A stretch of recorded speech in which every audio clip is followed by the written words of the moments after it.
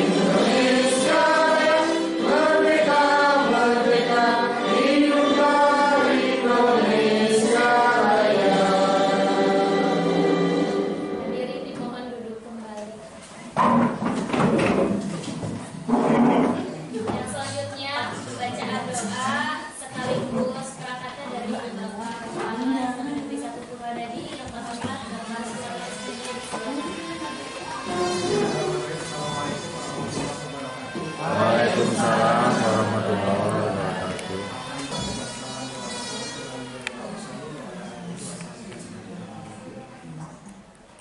Yang saya hormati Bapak Ibu, tenaga pendidik dan tenaga pendidikan yang bisa berkontribusi pada hari ini.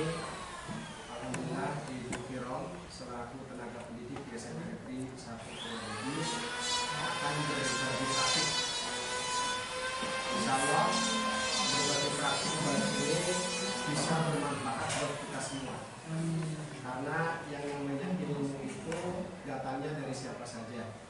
Beliau ini termasuk salah satu guru penggerak yang mungkin telah banyak belajar dengan para tutor atau para pelatih ya. Dan pada saat ini akan didesimalisasikan atau akan dibagikan kepada Bapak Ibu semuanya. Oleh karena itu ikuti kegiatan ini baik dan mudah-mudahan nanti bisa diaplikasikan dalam pembelajaran di kampus SMA Negeri 1 Purwodadi.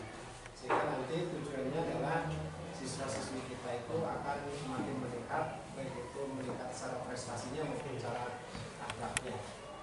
Itu saja barangkali yang ingin saya sampaikan. Ikuti kegiatan ini dengan baik dan agar kegiatan ini bisa bermanfaat dan memberikan keberkahan buat kita. Marilah kita untuk berdoa kepada Allah Subhanahu wa taala. A'udzubillahi minasyaitonir rajim. Bismillahirrahmanirrahim. Allahumma shalli wa sallim ala sayyidina wa habibina wa syafiina wa habibina wa maulana Muhammad sallallahu alaihi wasallam.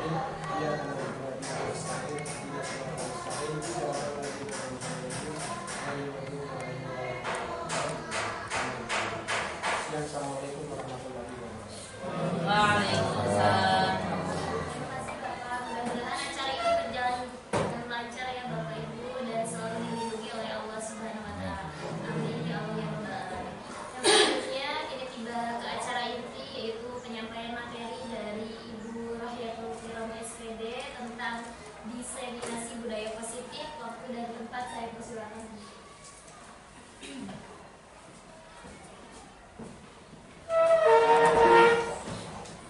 Assalamualaikum warahmatullahi wabarakatuh. Waalaikumsalam warahmatullahi wabarakatuh.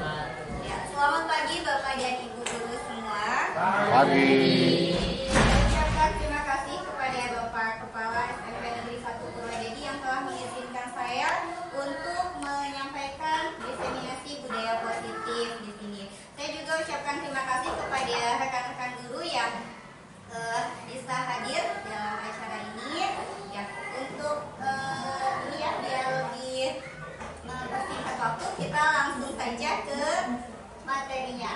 Jadi hari ini itu saya akan menyebarkan pemahaman terkait salah satu modul dalam pendidikan program guru penggerak, yaitu budaya positif. Nah, ini ya Bapak Ibu, pengertian dari budaya positif itu terkait dengan nilai-nilai, keyakinan-keyakinan, kebiasaan agar seseorang itu berkembang menjadi pribadi yang kritis, berhormat dan bertanggung jawab. Pastinya kita selalu menerapkan budaya positif saat nilai-nilai keyakinan itu kita percaya. Misalnya pada saat berkendara naik motor, kita selalu menggunakan Helm. helm. Kenapa kita memakai helm? Supaya tidak celaka. Supaya kalau celaka ya nggak terlalu celaka. Nggak celaka, untuk menjaga keselamatan diri kita, bukan karena takut sama Pak Polisi kan ya? Ya. Iya, karena itu sudah membudaya, menjadi budaya positif dari diri kita yang kita yakini bahwa nilai tersebut baik untuk keselamatan diri kita. Ya, seperti itu. Jadi secara tidak langsung dalam kehidupan sehari-hari, saat kita mempercayai sebuah nilai dan kita terapkan, kita aplikasikan dalam kehidupan, itu berarti kita sudah menerapkan budaya positif. Ya. Terus misalnya perilaku Bapak Ibu guru kita semua di sini berangkat tepat waktu. Nah, itu juga kita sudah menjalankan budaya positif. Ya, jadi datang tepat waktu itu bukan karena ada penghargaan dari Bapak Kepala atau misalnya untuk mendapat pujian dari guru-guru yang lain, tapi memang karena itu muncul dari diri kita sendiri, dari hati nurani kita.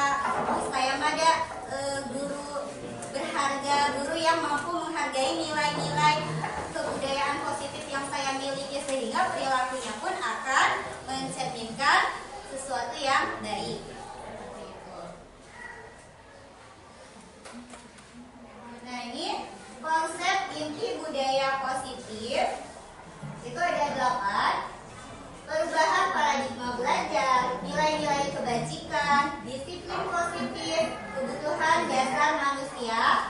Lalu ada 4 lagi, motivasi perilaku manusia, keyakinan kelas, posisi kontrol guru, dan segitiga restitusi. Nah, di sini terdapat perubahan pembelajaran dengan paradigma baru. Jadi pembelajaran ini harus berdiferensiasi atau dibedakan sesuai dengan kebutuhan murid-murid kita. Ya, jadi ini disesuaikan dengan kebutuhan atau tahap perkembangan. Sehingga kita itu tidak lagi bicara kelas gitu ya, 7, 8, 9, tapi kita berbicara fase.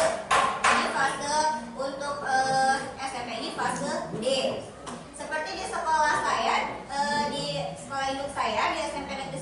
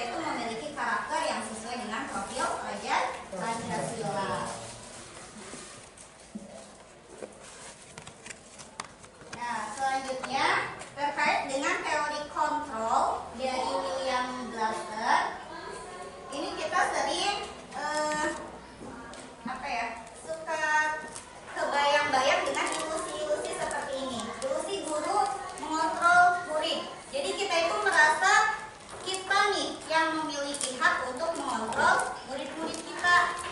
Ya, jadi kita mau manage anak-anak gitu. Padahal mereka itu sama seperti kita, ya, insan biasa, individu biasa yang memiliki keinginan, sehingga mereka yang mau digerakkan oleh kita itu karena mereka memang mengizinkan, ya, seperti orang hipnotis aja. Saat si individu itu tidak mengizinkan kata-kata hipnotisnya itu masuk, ya nggak bakalan hipnotis. Ini pun sama gitu. Tapi kita tuh merasa guru mampu mengontrol muridnya. Ilusi yang kedua, semua penguatan positif atau bujukan efektif dan bermanfaat. Dan itu sudah kita rasakan dari sejak kecil, ya. Kalau misalnya kita nggak mau apa kan pasti orang tua kita, ibu kita teh ngebujuk kita ya, agar misalnya kita nangis ya, terus dikasih lihat burung, lihat burung-burung. Iya deh. Nah, dengan bujukan-bujukan seperti itu, kita percaya bahwa bujukan itu efektif, gitu ya. Padahal pada dasarnya itu teh kurang baik. Terus ilusi bahwa orang dewasa berhak memaksa, ya. Misalnya udah malam, udah jam 11 malam, tapi anak kita belum tidur, kita suka paksa tidur kan ya, matiin lampunya, gitu kan ya. Disingsiunan besok terlambat loh sekolahnya kalau misalnya nggak tidur gratis, misalnya kayak gitu ya. Nah, itu juga sebuah ilusi.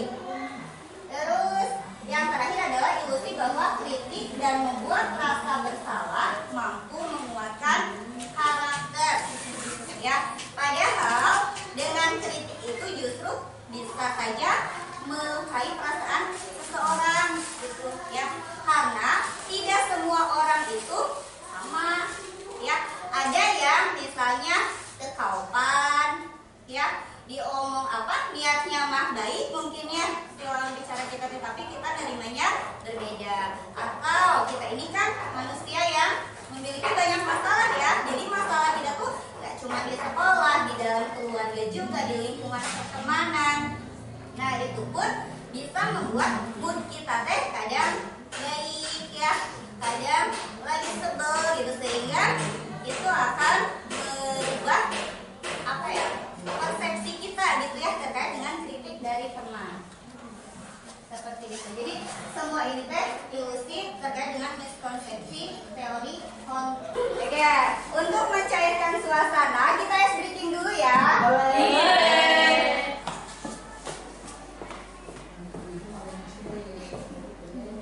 Silakan berdiri Bapak dan Ibu.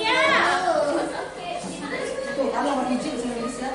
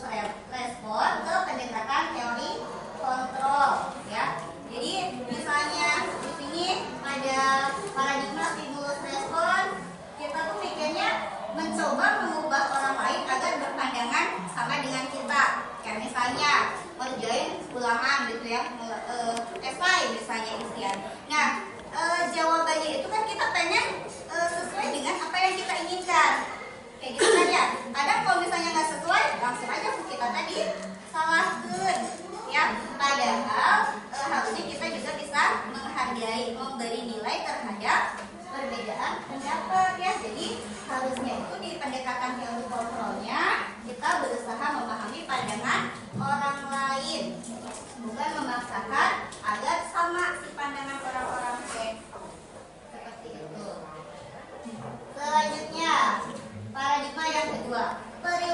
untuk dilihat sebenarnya. Ya, kita ubah ke dalam semua perilaku memiliki tujuan. Ya, misalnya murid kita terlambat, wah salah tuh. Ayo, konsekuensinya apa? Katanya membersihkan halaman sekolah, membersihkan masjid, kan seperti itu ya.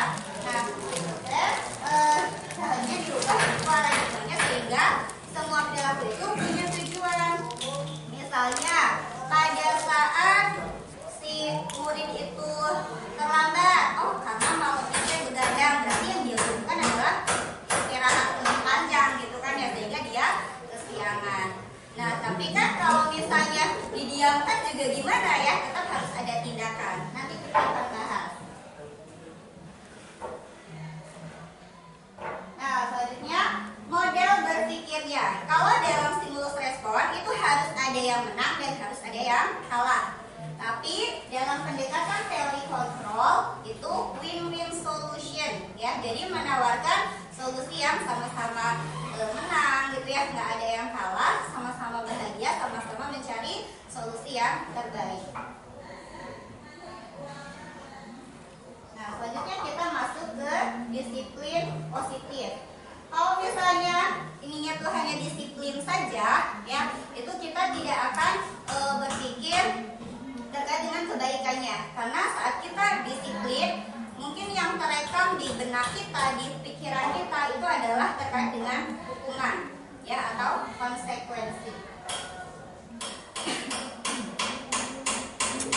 Nah jadi kalau secara arti kata disiplin itu artinya belajar ya, belajar untuk menjadi pribadi yang lebih bertanggung jawab berdasarkan nilai-nilai yang kita yakini.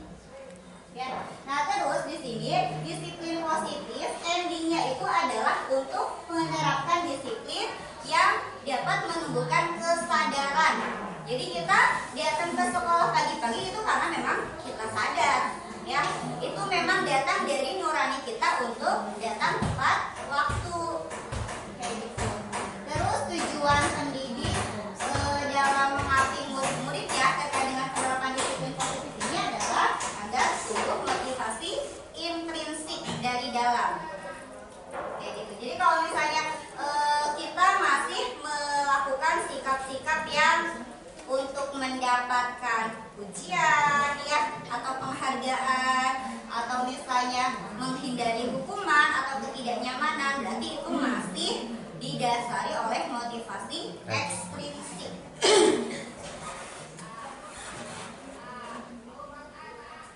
Nah ini adalah nilai-nilai kebajikan yang biasanya kita yakini gitu ya dalam kehidupan sehari-hari. Kita bisa ambil dari profil pelajar Pancasila ya, kan sampai ada lagunya ya, sampai istilahnya biar murid-murid kita tuh kalau udah hafal berarti masuk ke dalam pikiran ya, dicerminkan dalam sikap dan perbuatan mereka.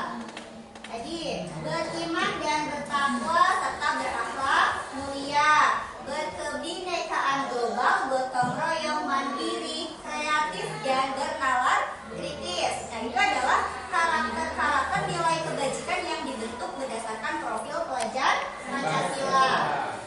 Nah, terus di sini juga ada nilai-nilai kebajikan yang lainnya, toleransi, rasa hormat, integritas, terus juga keterampilan hidup, dapat dipercaya, lurus hati, pendengar yang aktif dan seterusnya.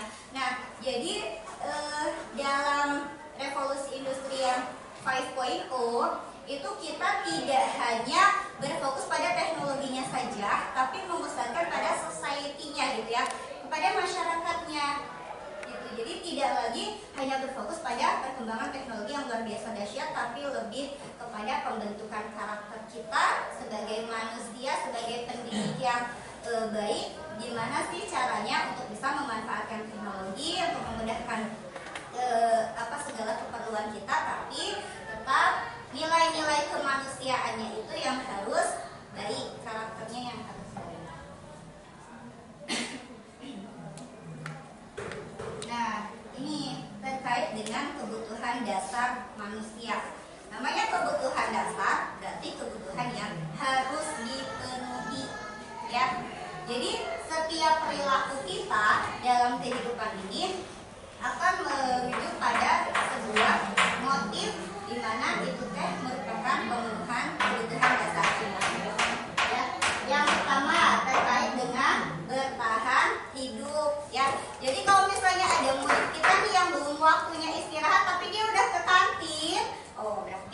sudah memenuhi kebutuhan dasarnya terkait dengan bertahan hidup. Tapi tetap ya, kita harus senantiasa meluruskan perilaku anak tersebut, misalnya dengan menerapkan konsekuensi yang kita kan sudah memberikan, sekolah sudah memberikan waktu istirahat nih 2 kali, ya berarti harus sesuai dengan waktu yang sudah disediakan sekolah gitu ya. Hanya caranya seperti apa yang baik nanti akan kita bahas. Terus yang kedua, kebutuhan akan kasih sayang dan rasa diterima. Ya, kebanyakan murid-murid yang bermasalah itu biasanya karena mereka kurang kasih sayang. Ya, mereka berasal dari keluarga yang broken home gitu ya.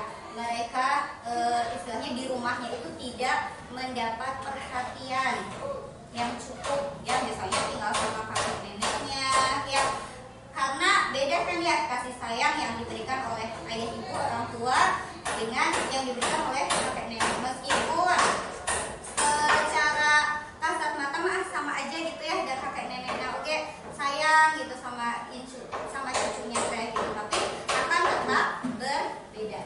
Nah terus yang ketiga terkait dengan penguasaan. Yang kasih sayangnya udah full dia dapetin di rumah, mungkin di sekolah teh dia mencari kekuasaan gitu ya. Kekuasaan di situ bisa dengan misalnya menampilkan diri yang terbaik agar dapat ranking 1 gitu kan ya, dari numpang pinter. Nah itu adalah kekuasaan. Sekarang ini Iya. silakan diikuti ya Bapak Ibu ya. Ini bagus. Nah terus yang keempat ini adalah nilai kebebasan. Jadi kadang siswa di rumahnya itu dia sudah dikekang dengan aturan, misalnya kok boleh kemana-mana, misalnya harus bantuin orang tua, harus bantuin kakek neneknya, sehingga dia itu butuh kebebasan dan dia mengekspresikannya itu saat berada di sekolah. Terus yang kedua itu karena kesenangan ya. Jadi pada saat siswa itu kurang tertarik dengan kita, berarti dia memang ingin mencari kesenangan lain. Karena namanya gaya belajar anak kan beda-beda ya. Ada yang memang visual, ada yang audio, ada yang kinestetik. Jadi dia tuh butuh gerak untuk bisa membahagiakan dirinya. Ya, jadi kita sebagai guru harus berusaha memahami hal itu sesuai dengan motif anak. Nah, sekarang kita akan bermain menebak kira-kira si anak teh sedang memenuhi kebutuhan apa, kayak gitu ya. Ini akan saya bagikan nanti sama Bapak Ibu diseratkan jawaban anak, lalu ditempel di sini Ya. Nah itu kasusnya. Itu kasusnya ya, deskripsi kasusnya.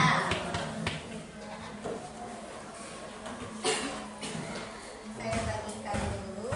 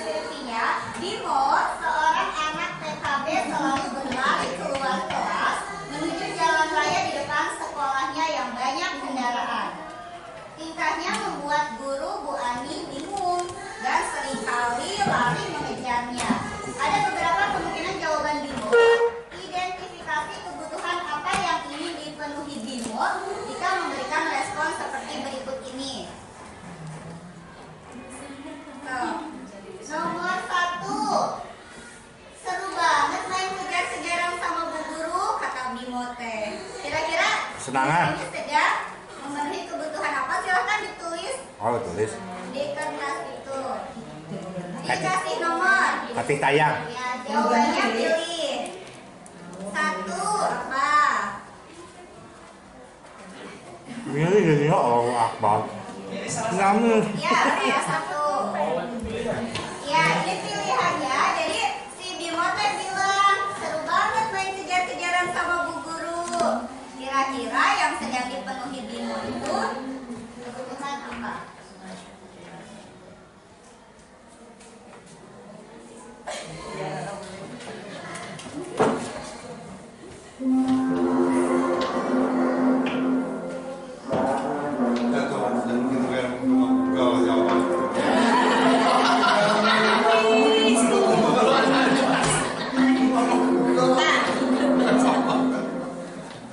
Jadi kita harus nebak-nebak ya kebutuhan apa nih yang sedang berusaha. Udah, akhir udah.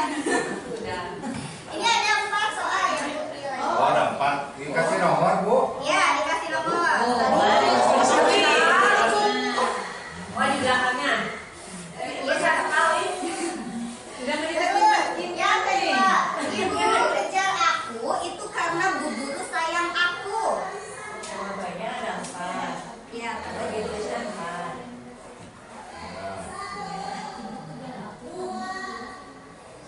iya. Kan ceritanya Bu Guru kan khawatir terjadi apa-apa dengan Bimo karena di depan itu ada jalan raya yang kendaraannya ramai. Sudah, Bapak Ibu. Bebas. Bebas.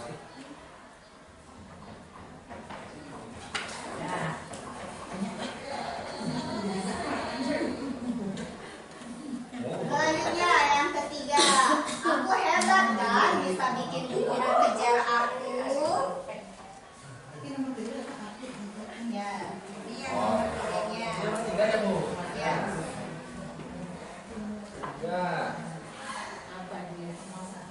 Lepas jadi konsekuensi jawaban salah. Sapu. Ada snack.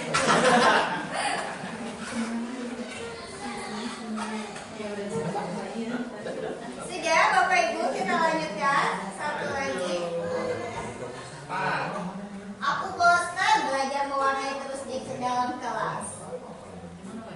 Kira-kira lagi memenuhi kebutuhan apa?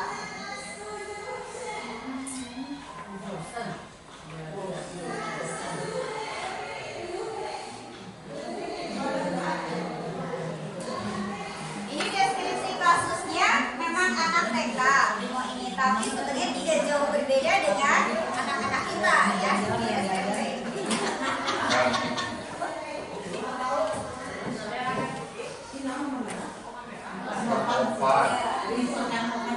Nah, silakan Bapak Ibu ditempel di sini. Udah 4. Yang terakhir tadi ada. Yang aku bosan itu. Ini aku bosan. Ini merah. Kurang putihnya kan. Oh, aku belum mengerjakan itu. Ya. Berarti Bu Guru beda. 4 soal, Bu. Sumpah Bu tapi buku.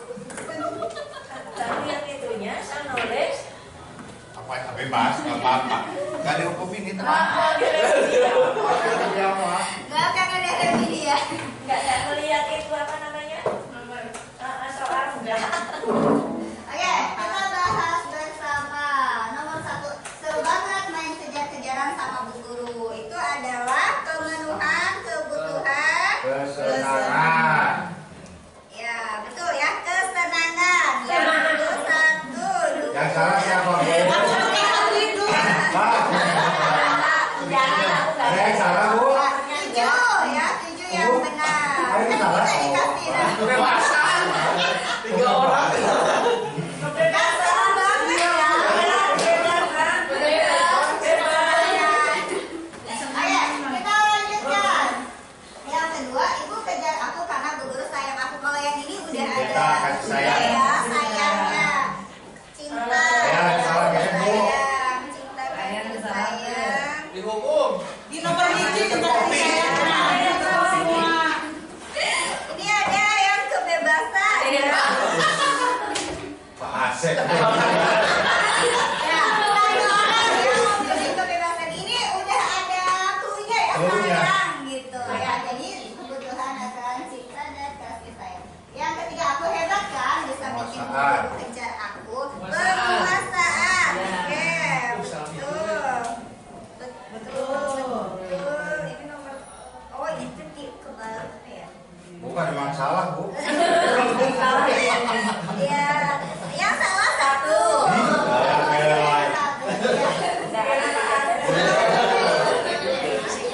Ya coba, aku bosan belajar mewarnai terus di kelas. Kebebasan, oke betul ya. Kebebasan. Iya, ada yang salah nih. Bertahan hidup ya, dua jawaban salah. Jadi kalau yang kebutuhan bertahan hidup Kata pada dirinya doang. Ya, Aris suara.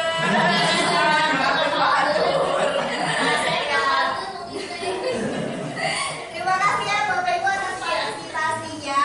Kita lanjutkan. Nah, terkait dengan motivasi perilaku manusia. Ini itu teorinya Diane Gozen ya. Jadi setiap perilaku kita itu dimotif oleh 3 hal ini. Yang pertama menghindari hukuman atau ketidaknyamanan. Yang kedua untuk memperoleh penghargaan ataupun pujian. Yang ketiga untuk menjadi orang yang mereka inginkan dan menghargai diri sendiri. Ya, jadi ini mungkin yang sering kita lakukan dalam kehidupan kita sehari-hari sejak kita kecil ya, zaman kelas 1 SD. Dari SD itu kan kayak misalnya kita tidak mengerjakan PR atau tugas, itu masih zamannya yang disuruh berdiri di depan kelas ya sambil ngangkat satu kaki dan jewel telinga, itu saya masih mengalami. Terus kalau misalnya ada yang berisik saat pelajaran berlangsung, saya mengalami guru ya sampai melempar kapur ya, karena waktu itu kan belum whiteboard ya, masih papan tulis biasa gitu. Terus kita itu misalnya datang sekolah tepat waktu, kita ranking 1 itu untuk mendapat penghargaan atau dapat pujian nih dari orang tua, atau dapat hadiah, ada kumamah diiming-imingi dengan mau dibeliin sepeda baru nih kalau saya ranking 1. Nah, selalu seperti itu ya seringnya teh. Nah, untuk motif yang ketiga itu untuk menjadi orang yang mereka inginkan dan menghargai diri sendiri ya. Jadi misalnya kita datang ke sekolah tepat waktu itu ya karena saya menghargai diri saya paham tugas dan tanggung jawab saya paham bahwa saya berharga, saya harus melaksanakan tugas, saya adalah abdi negara. Jadi level kesadarannya itu benar-benar dalam gitu ya, berdasarkan motivasi intrinsik dari nurani kita gitu. Jadi nggak lepas dari 3 motif ini. Nah, di sini ya kita akan bahas terkait dengan konsep hukuman, konsekuensi dan restitusi.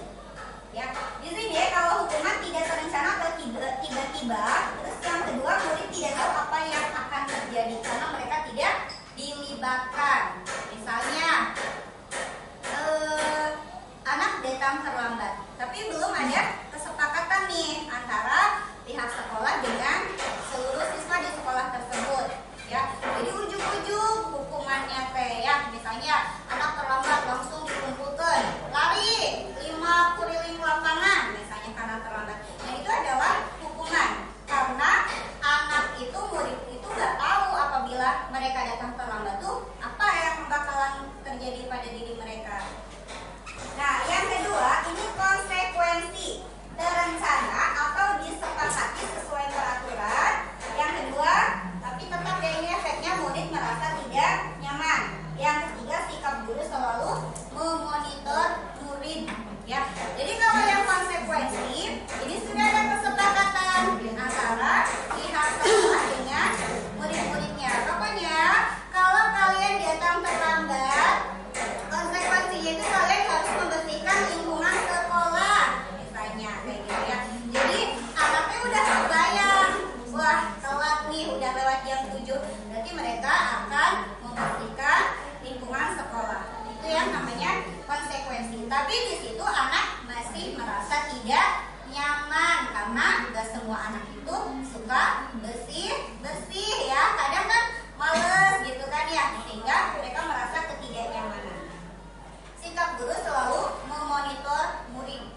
jadi ekspresinya tuh datar gitu ya kalau terlambat.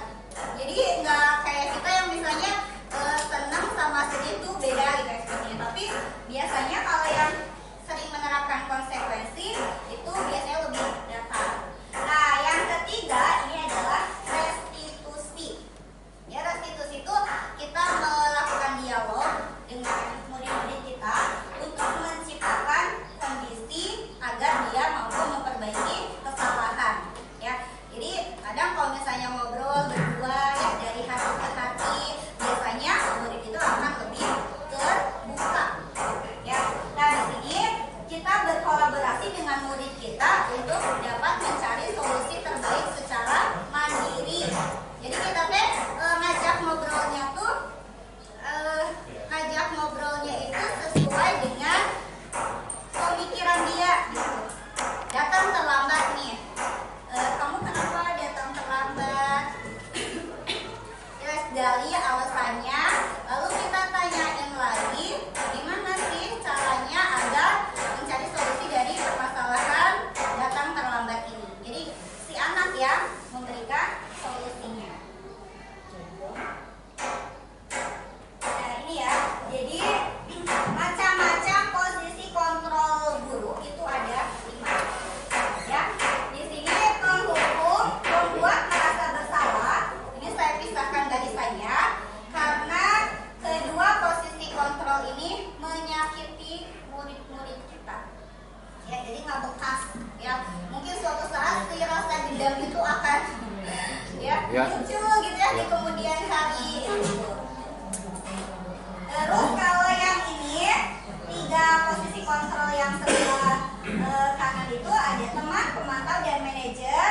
Ini bisa kita ambil ya, ambil posisinya pada saat kita menghadapi murid-murid kita. Ya, penghukum tadi kan sudah jelas ya, penghukum itu dia menghukum seenaknya sendiri ya, tanpa murid-muridnya tahu. Nanti kalau saya terlambat bakal diapain nih sama bapak ibu guru gitu ya. Nah itu yang penghukum. Kalau pembuat rasa bersalah, misalnya menyudutkan gitu ya, kalimat-kalimat kita menyudutkan si anak. Misalnya, kamu mana aku terlambat baik, ibu kudu kumaha deui atuh ngomongan mana, misalnya kayak gitu ya. Jadi posisi kalimat-kalimat seperti itu yang menyudutkan anak, membuat dia merasa tidak berharga gitu ya, sudah melakukan kesalahan yang gimana gitu ya. Nah itu yang membuat rasa bersalah. Nah kalau sebagai teman itu kita memposisikan sejajar gitu ya dengan murid kita. Ih kamu tuh terlambat misalnya. Ya udah sekarang mah nggak apa-apa, lain kali jangan kayak gitu lagi misalnya kayak gitu ya. Jadi lebih ke pertemanan. Nah selanjutnya yang pemantau ini tadi ya, yang senantiasa menerapkan konsekuensi kepada murid-muridnya. Terus yang terakhir adalah manajer ya. Jadi kalau posisi manajer ini lebih kepada penerapan tadi yang restitusi.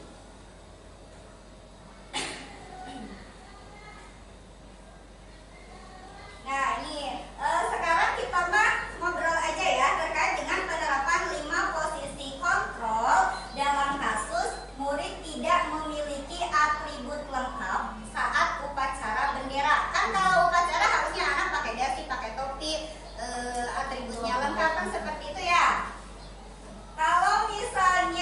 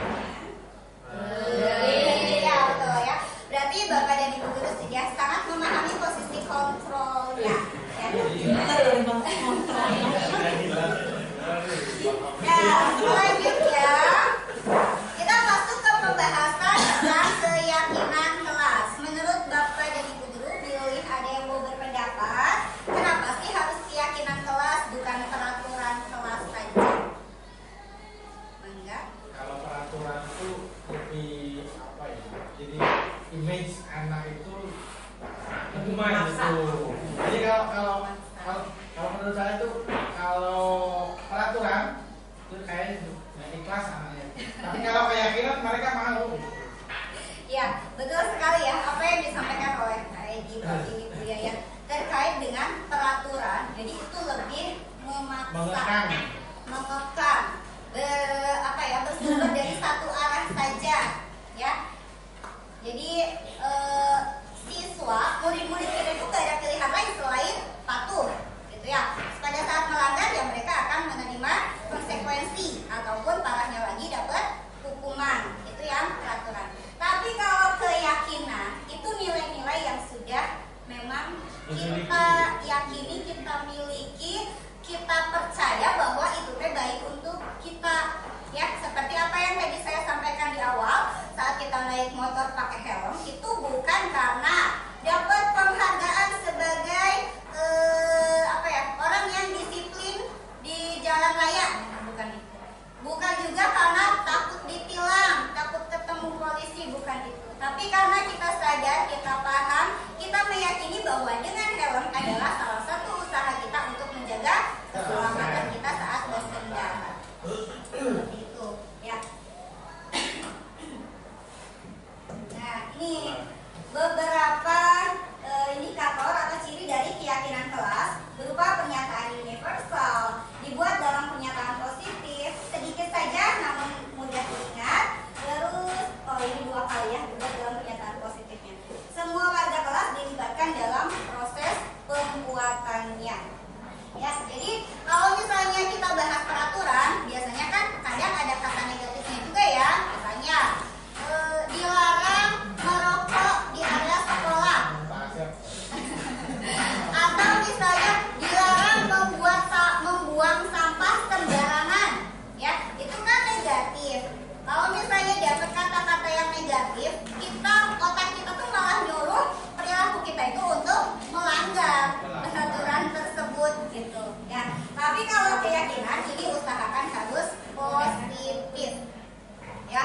Misalnya kalau peraturan kelasnya mah tidak boleh mengambil barang milik orang lain, itu peraturannya misalnya ya. Tapi kalau keyakinan kelas lebih kepada misalnya kami meyakini bahwa saling menghormati dan menghargai barang milik orang lain adalah sesuatu yang baik, misalnya. Jadi ada perubahan pernyataan yang awalnya kalau di peraturan ada kalimat negatifnya, kalau dalam keyakinan kelas harus berupa pernyataan yang positif. Terus si warga kelas tersebut harus dilibatkan dalam proses pembuatannya, ya, sehingga pada saat terjadi sesuatu yang tidak sesuai dengan keyakinan kelas itu akan lebih mudah diluruskan karena kan sudah sepakat, ya, seperti itu. Nah, selanjutnya ini adalah langkah-langkahnya, ya. Bisa dipraktekkan dalam kelas Bapak Ibu, kan di sini banyak ya yang jadi wali kelas. Yang pertama, berdiskusi memunculkan peraturan yang harus ditaati sesuai dengan tata tertib di SMP Negeri 1 Purwodadi. Yang kedua, mengubah peraturan tersebut menjadi kalimat positif. Terus yang ketiga, mencari nilai-nilai kebajikannya apa, ya, dari tadi keyakinan kelas yang sudah disepakati. Terus yang keempat, diskusi gambaran perilakunya itu seperti apa sih kalau menghormati barang milik orang lain, ya. Jadi harus jelas terekam di otak anak itu perilakunya harus seperti apa. Terus berdiskusi mengenai peran seluruh warga kelas, ya. Jadi di kelasnya diskusi tugas ibu guru apa, tugas wali kelas apa, tugas kalian sebagai murid apa, gitu ya. Sehingga masing-masing individu itu memahami akan tugasnya dan tanggung jawabnya. Terus meninjau ulang keyakinan kelas dari waktu ke waktu. Jadi boleh berubah ya Bapak Ibu. Kalau misalnya si keyakinan kelas yang kita susun di awal semester itu ternyata sudah tercapai semua, sudah terbentuk karakter baik pada murid-murid kita, itu tinggal kita ubah lagi. Target keyakinan kelas mana nih yang masih harus kita perbaiki gitu. Jadi dinamis gitu ya, disesuaikan dengan karakter dari masing-masing kelas tersebut. Nah, selanjutnya ini adalah segitiga restitusi. Langkah-langkah inilah yang akan diterapkan oleh posisi kontrol seorang manajer. Ya, jadi yang pertama itu menstabilkan identitas. Langkah yang kedua memvalidasi tindakan yang salah.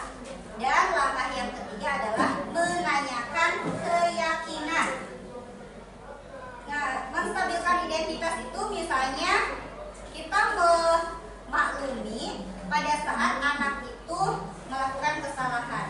Ya, misalnya menyatakan bahwa oh kamu terlambat, ya wajarlah mungkin semalam kamu tidurnya kemalaman ya. Jadi mewajarkan dulu sebuah kesalahan karena dia itu melakukan kesalahan tersebut karena sedang memenuhi kebutuhan dasarnya. Terus yang kedua memvalidasi tindakan yang salah. Jadi kita tuh cari alasannya, ya, tanyakan kamu pasti punya alasan kenapa kamu terlambat datang ke sekolah, gitu ya, digali. Lalu kita tanyakan keyakinan kelas. Kamu ingat nggak dengan keyakinan kelas yang sudah kita sepakati? Jadi kamu harus ngapain untuk bisa berperilaku sesuai dengan keyakinan kelas tersebut, ya. Jadi dijalin komunikasi. Kita melakukan dialog antara kita berdua aja gitu ya, ibu guru atau bapak ibu guru dengan murid-muridnya, sehingga mereka bisa lebih terbuka, sharingnya juga lebih enak gitu ya, dibandingkan misalnya kita memberikan hukuman misalnya ya. Jadi ini bisa diterapkan oleh manajer. Nah ini ya, jadi konsepnya itu kalau menstabilkan identitas, kesalahan itu adalah proses pembelajaran ya, karena kita pun belajar jalan ya dulu waktu kecil itu kan sering jatuhnya kan ya, madun meja lah, kurang hati-hati. Nah itu adalah sebuah proses panjang pembelajaran.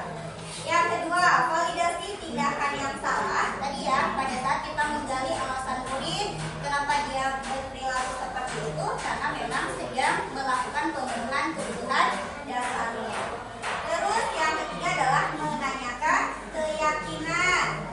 Ya, karena si anak itu harus bisa muncul motivasi intrinsik dari dalam dirinya.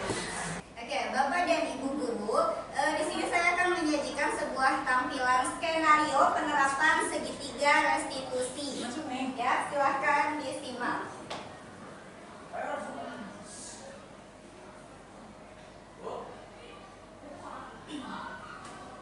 Jadi ini ceritanya, skenario yang saya bikin itu. Ibu mendapati kamu berada di luar kelas saat dia masih kelas 3 ini. Ya Bu, saya merasa bosan ketika di kelas saya berkeluarnya. Iya, ibu paham saat dulu ibu seusia Rizky, ibu juga terkadang merasa bosan dan aktivitas sudah ada di kelas. Tapi apa Rizky yakin hal itu tidak akan menyakiti hati ibu? Ya Bu, maaf setelah saya biasa seperti saya akan selalu dari dan saya tidak hormati saya. Betul sekali ya Rizky. Jadi merasa bosan akan sebuah aktivitas belajar itu adalah hal yang wajar. Ibu pun sama. Ibu melakukan aktivitas sehari-hari mengajar, pulang sekolah, di rumah bersama anak-anak. Nah, itu adalah sesuatu yang kadang mungkin kita bosan. Ya, tapi kita harus menyadari tugas kita sebagai ibu, sebagai guru, kamu sebagai murid itu harus menjadi belajar yang sepanjang hayat. Itu masih ingat kan dengan keyakinan kelas yang sudah kita sepakati? Ya Bu, keyakinan kelas harus disiplin bertahun-tahun dan sering hormati. Ya, lalu setelah itu apa yang akan dilakukan untuk menghadapi masalah ini? Ya Bu, saya akan lebih hati-hati dalam menjaga sikap saya terhadap guru. Saya akan memperhatikan waktu istirahat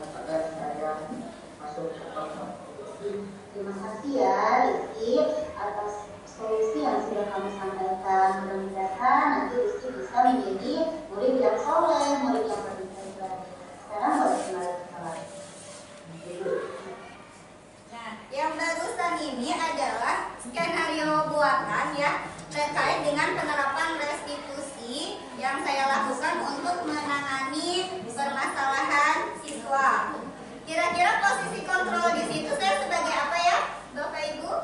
Sebagai teman. Sebagai teman ya, betul, karena di situ saya itu memang tidak terbiasa menjadi penghukum gitu ya. Jadi mungkin karena dari mukanya kurang samar gitu ya. Jadi anak-anak tuh nggak takut sama saya sehingga terkadang otomatis gitu ya karakter dari masing-masing pribadi kita itu akan muncul pada saat menangani sebuah masalah siswa.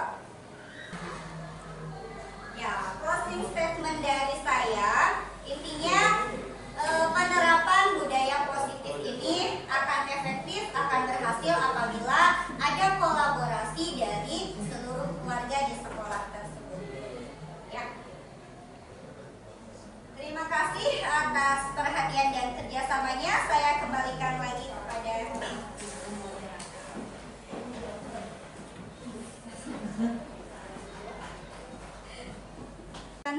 Baik Bapak Ibu, masih semangat? Semangat!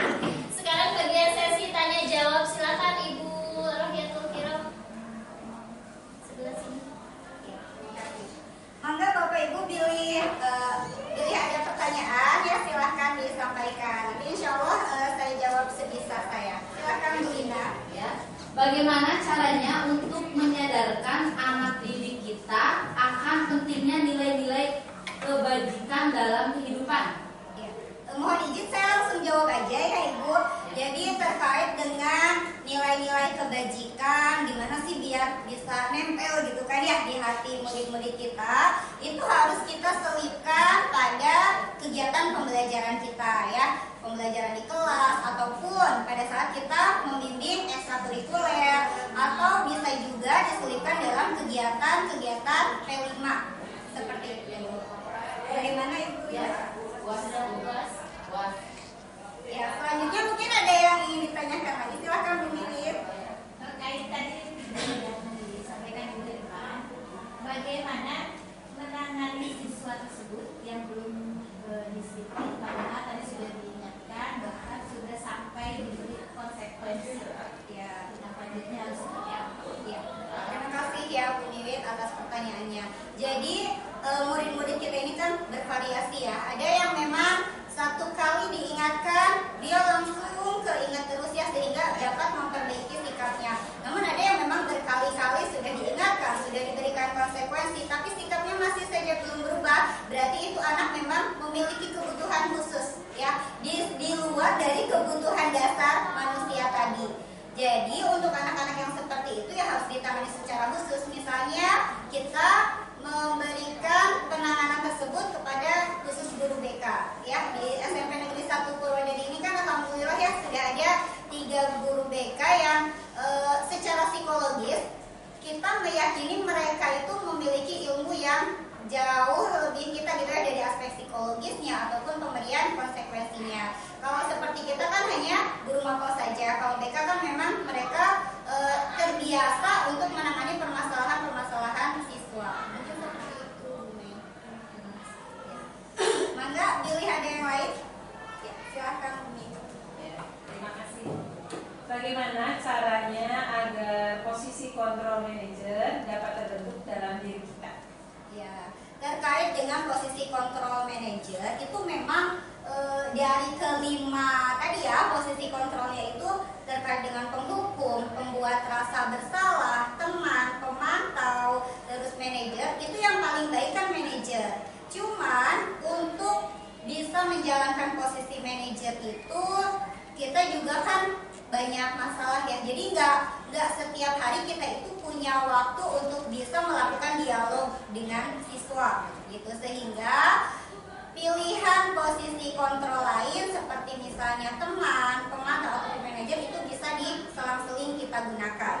Namun gimana sih caranya biar konsisten nih pengen posisi manajer, karena memang kita semua paham itu posisi terbaiknya, ya harus banyak-banyak latihan ya, banyak-banyak berdialog dengan siswa, membimbing siswa-siswa kita untuk bisa mencari solusinya sendiri ya, mungkin seperti itu. Terima kasih. Ya. Bapak Ibu masih semangat? Cukup. Kalau ditambah 1 jam lagi Boleh dong. Ayo dong. Ini sampai zuhur. Oh, sampai Iya dulu. dong. Iya Bapak Ibu, terima kasih untuk waktunya. Penyampaian materinya sudah dicukupkan ya Bapak Ibu. Sekarang kita tutup saja dengan bacaan hamdalah. Alhamdulillahirabbil alamin. Sekian dari saya selaku pembawa acara pada hari ini. Mohon maaf banyak kekurangan. Wabillahi taufiq wal hidayah. Wassalamualaikum warahmatullahi wabarakatuh. Waalaikumsalam warahmatullahi wabarakatuh.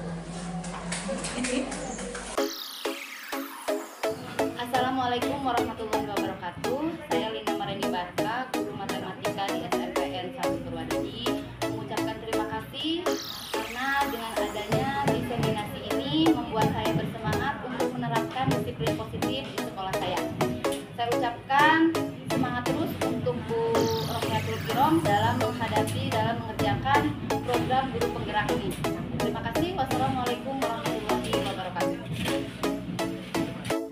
Assalamualaikum warahmatullahi wabarakatuh. Perkenalkan, saya Dahlia Isa, saya guru IPA di SMP Negeri 1 Purwadadi. Saya merasa senang dengan adanya kegiatan diseminasi budaya positif. Saya akan berusaha untuk mengambil posisi manajer dalam menerapkan segitiga restitusi dalam menyelesaikan permasalahan yang dialami murid-murid saya di sekolah. Semangat untuk Ibu Kirom, untuk CGP-nya semoga lancar. Terima kasih. Wassalamualaikum warahmatullahi wabarakatuh.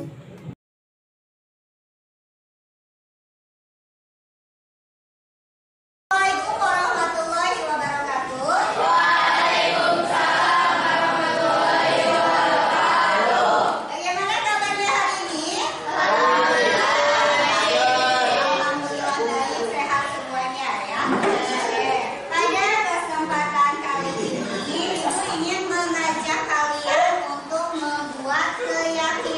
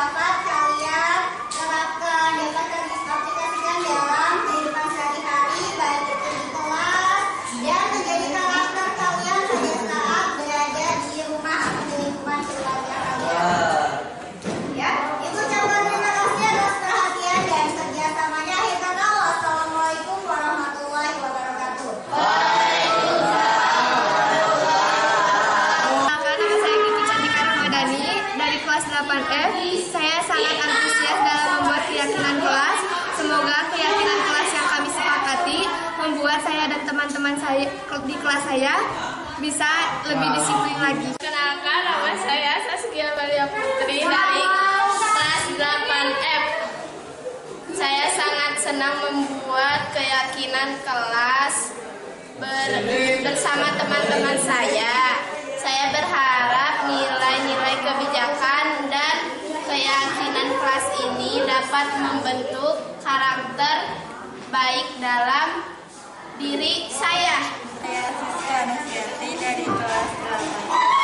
Saya merasa bersyukur dapat mengaplikasikan keyakinan kelas ini baik di lingkungan sekolah maupun di luar sekolah.